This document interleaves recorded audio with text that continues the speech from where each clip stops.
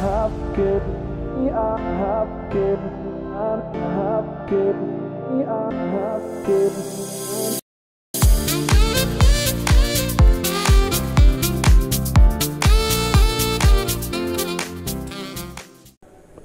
बाप्पा मोरया, मंगलमूर्ती मोरया.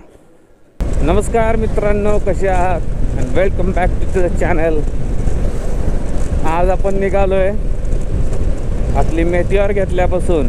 आज आपण निघालोय पहिल्यांदा एका लॉंग राईडला. आणि ही लॉंग राईड छोटी मोठी नसून ही वन डेमध्ये 500+ किलोमीटरची राईड होणार आहे. तर ती कशी काय? तर आपण निघालोय आता इथून पुण्याला.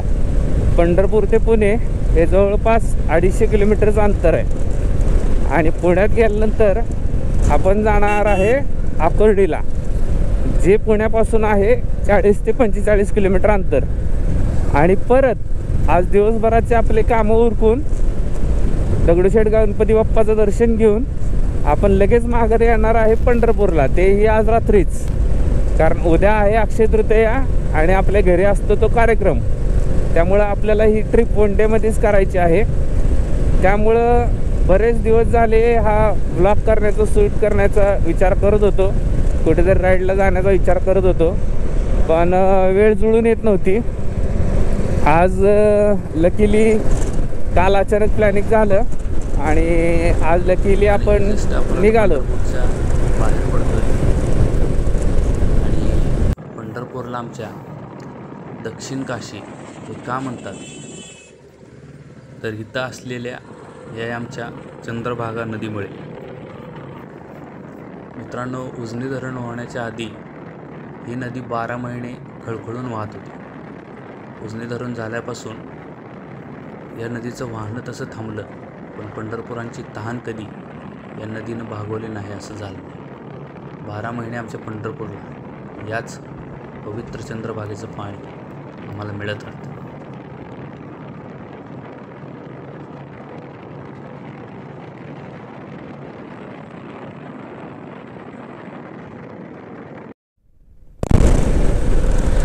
राईडचा प्लॅन तसा काल ठरला होता. सगळं नियोजनसुद्धा झालं होतं. काल रात्री सगळी आवरावरी वगैरे करून ठेवली. सगळं वेअरिंगपासून ते हे बॅकपॅक वगैरे आपले टँक बॅग तयार करण्यापासून सगळं आपलं रेडी झालं होतं. आणि आज सकाळी आपल्या लाईफमधली पहिली मोटो व्लॉगिंगसाठीची पहिली लाँग राईड होणार होती.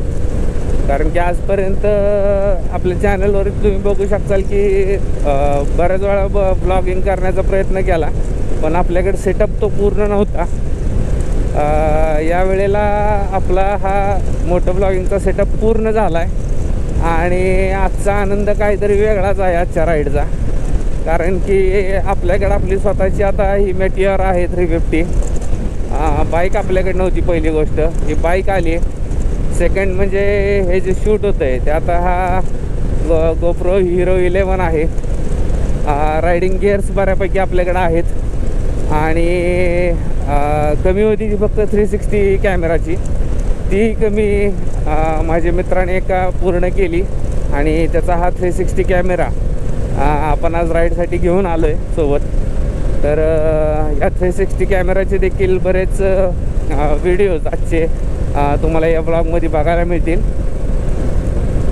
आणि पहिली सोलो ट्रिप असणार आहे मित्रांनो ही आपली. येताना आपल्यासोबत पिलियन आहे, येताना आपल्यासोबत अथर्व आहे. पण जातानाची ही आपली 250+ किलोमीटरची ही आपली सोलो राईड असणार आहे. बरेच वेळा असा विचार येतो की सोलो राईड करावी की नको करावी. एकटं काय कसं वाटतं गाडी चालवताना किंवा बोर होऊन जाईल. पण असं काय नाही मित्रांनो. ज्यावेळेस तुम्ही एकटा बाहेर पडता त्यावेळेस तुमच्या मनाशी संवाद चालू होतो. मित्रांशी बोलून किंवा आपल्यासोबत जो कोणी असेल त्याच्याशी बोलून तुम्ही इकडच्या तिकडच्या गप्पा मारू शकता फक्त, बाकीचं काही विषयच नाही आहे. पण ज्यावेळेस तुम्ही एकटं बाहेर पडता ना त्यावेळेस तुमच्या मनाशी तुमच्या गप्पा होतात. आपल्याला आयुष्यात काय हवं आहे, आपल्याला आयुष्यात काय नको आहे, याचे क्लिअरिफिकेशन यायला चालू होते ज्यावेळेस तुम्ही स्वतःशी बोलायला चालू करता. आणि खरंच ज्याला असं वाटत असेल की डिप्रेशन आहे किंवा एन्झायटी आहे, लाईफमध्ये काय खरंच नीट होत नाही आहे, तर या सगळ्याचे सोल्युशन मित्रांनो आपल्यापाशीच असतात. फक्त ते शोधण्यासाठी आपल्याला स्वतःत उतरावं लागतं, स्वतःच्या मनात उतरावं लागतं आणि एक थर्ड पर्सन म्हणून स्वतःबद्दल विचार करायला मिळतो. पण फॅमिलीसोबत असताना किंवा फ्रेंड्ससोबत असताना ही गोष्ट नाही घडू शकत. त्यासाठी तुम्हाला एकांताची गरज असते. आणि एकांत म्हणजे असं रूममध्ये बसून एकांत नाही, त्या एकांतात गेला तर तुम्ही जास्त डिप्रेशनमध्ये जाणार. त्यासाठीच riding is the most most most favourite thing I ever do in my life. That is riding. ज्यावेळेस मी रायडिंग करतो तिथून पुढचे सगळे दिवस माझे असे फ्रेश न जातात एकदम. आणि जी काय मनात टेन्शन्स असतात, डिप्रेशन असतं किंवा एन्झायटी, मला तर नाही आहे डिप्रेशन एन्झायटी, पण एक सांगू शकतो की त्या फेजमधून मी गेलेलो आहे ॲक्च्युली. पण ज्यावेळेस तुम्ही गाडीवर फिरता, स्वतःच्या आवडीची काय एक प्लेलिस्ट लावायची आणि ज्यावेळेस तुम्ही राईड करायला चालू करता त्यावेळेसची जी खरी मजा आहे, जी खरा एक आनंद आहे, तो कशातच नाही मित्रांनो, कशातच नाही. त्यामुळं इथून पुढंसुद्धा अजून भरपूर आपलं राईड होणार आहेत. 2025मध्ये आपल्याला लडाख राईडसुद्धा 100% करायचे. आणि त्याचाच एक बेस म्हणून यंदाचं हे 2024 आपण पूर्ण महाराष्ट्रातल्या राईड्स करण्याचा प्रयत्न करणार आहे. आता ॲक्च्युली चालू आहे समर.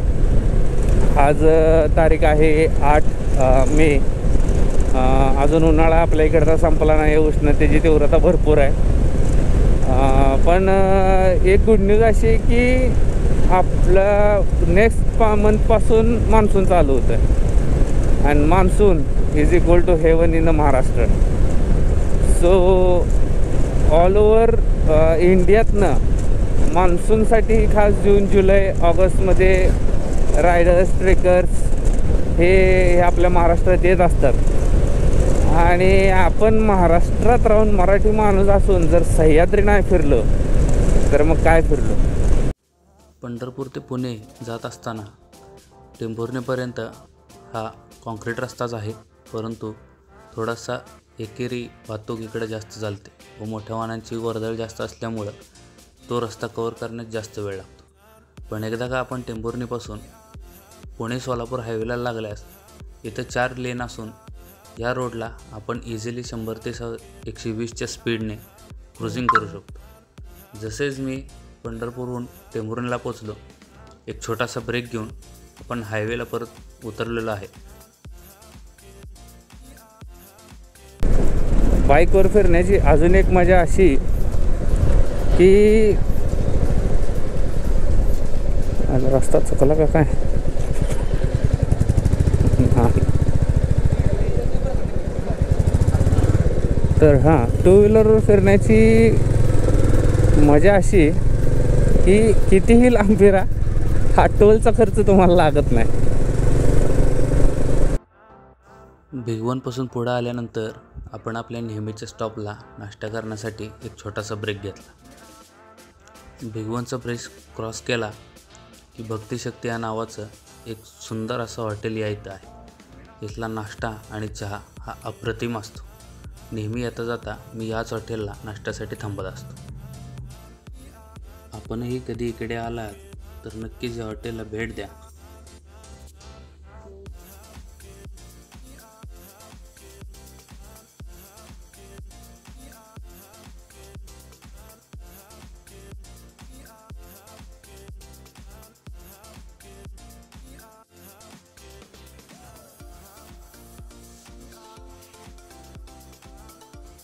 आपण थांबलो आता भिगवणमध्ये आणि इथली स्पेशल कांदा भजी आणि मिसळ आपण मागवली.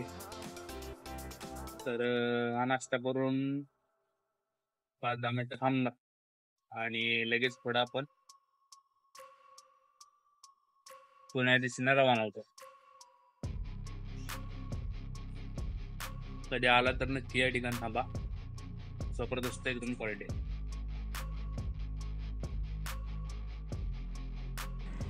नाश्ता करून जसं निघालो तसं निघताना एकदा गोप्रोचं मागील फुटेज चेक करत होतो आणि तेव्हा माझ्या लक्षात आलं की घोटाळा झाला आहे आणि मी मोटो ब्लॉगचं सेटअप तर केलं आहे पण त्याचं फुटेज हे सेटिंग करायचं मी विसरून गेलो होतो. त्यामुळं आत्तापर्यंत जे आपण फुटेज पाहिलं हे एकदम नॉर्मल व्हिडिओमध्ये रेकॉर्ड झालं आहे आणि इथून पुढे जे आपण फुटेज पाहणार आहात ते सुपर व्ह्यू मोडमध्ये असेल. त्यामुळं आपल्याला प्रॉपर मोटो ब्लॉगिंगचा मजा या पुढील व्हिडिओमध्ये घेता येईल. सगळं मित्रांनो जे फुटेज आहे आपलं आत्तापर्यंत म्हणजे जो अर्धा रस्ता आपण कव्हर केला आणि त्यामध्ये जे आपल्या काय गप्पा गेल्या झाल्या हे झालं जे काय काय सीन्स मी शूट केले हे सगळे ते स्टँडर्ड मोडमध्ये म्हणजे शूट झालेत लिनियर मोडमध्ये.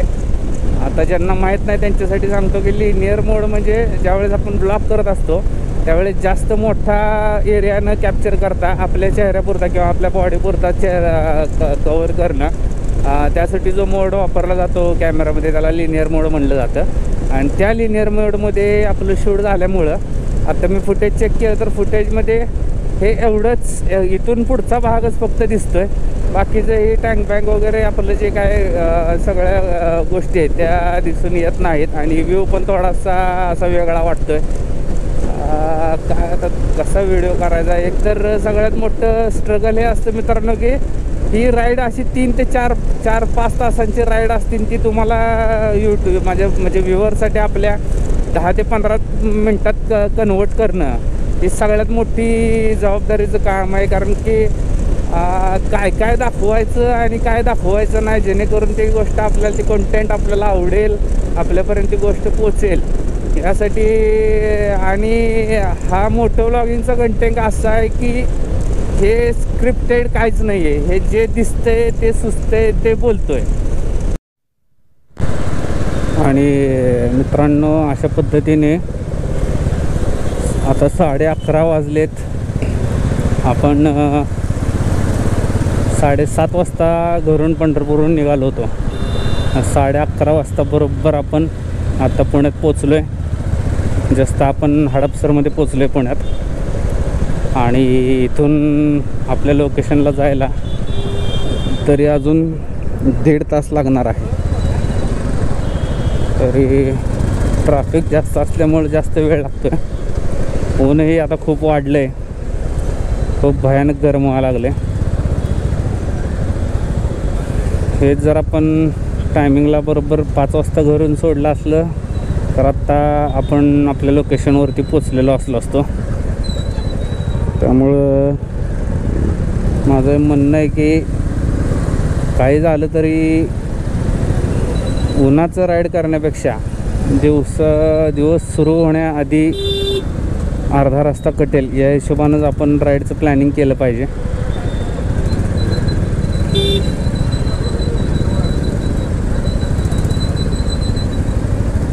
भयानक ट्रॅफिक आहे पुण्यात, भयानक.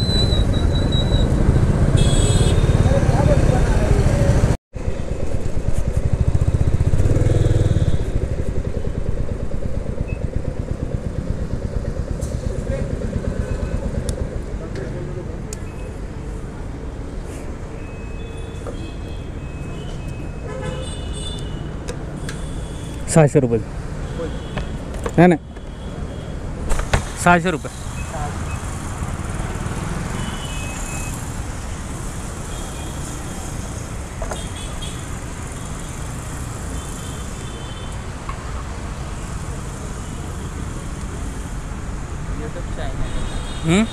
हां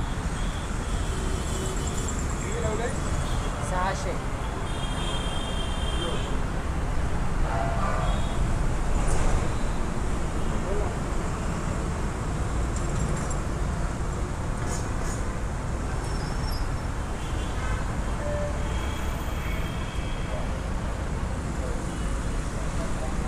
आले.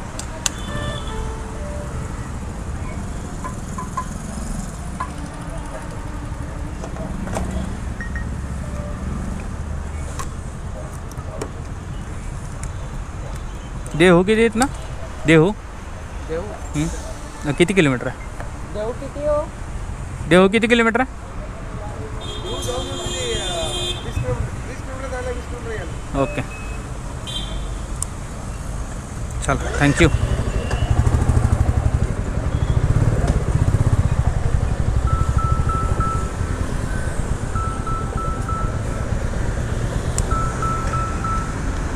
मित्रांनो, इथं आपली पंढरपूर ते पुणे ही राईड पूर्ण होते आणि इथून आपण चाललो आहे एका स्पेशल डेस्टिनेशनला. पण तो संपूर्ण व्हिडिओ हा एकाच ह्याच्यात करायला बसलं तर व्हिडिओ अजून खूप मोठा होईल. त्यामुळं इथून आपण कुठं चाललो आहे, एकदम समरमधलं जबरदस्त स्टेकेशन आहे. ते पाहण्यासाठी नक्कीच आपल्या यूट्यूब चॅनलला सबस्क्राईब करा आणि बेल आयकॉनवर क्लिक करा, जेणेकरून पुण्यापासून असलेल्या फक्त 30 किलोमीटरवरती पाण्याचा इंद्रायणी नदीवरचा खूप सुंदर असा व्ह्यू आणि तिथला संपूर्ण ब्लॉग मी तुमच्यासाठी घेऊन येत आहे.